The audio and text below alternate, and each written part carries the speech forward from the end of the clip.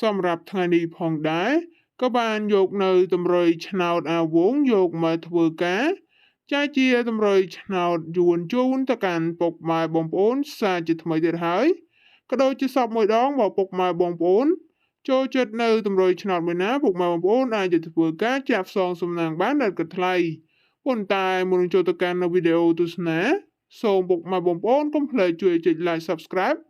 ក៏ដូចជា share នៅតម្រុយឆ្នោតនេះម្នាក់មួយផងដែរដើម្បីទទួលបាននៅតម្រុយឆ្នោតជាប្រចាំជារៀងរាល់ថ្ងៃអាវងសុំលេខឆ្នោត55 4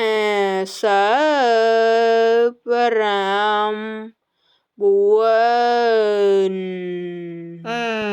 វងសុំលេខឆ្នោតអូខ្ទង់បាយអាវ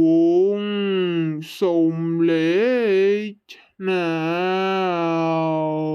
ត83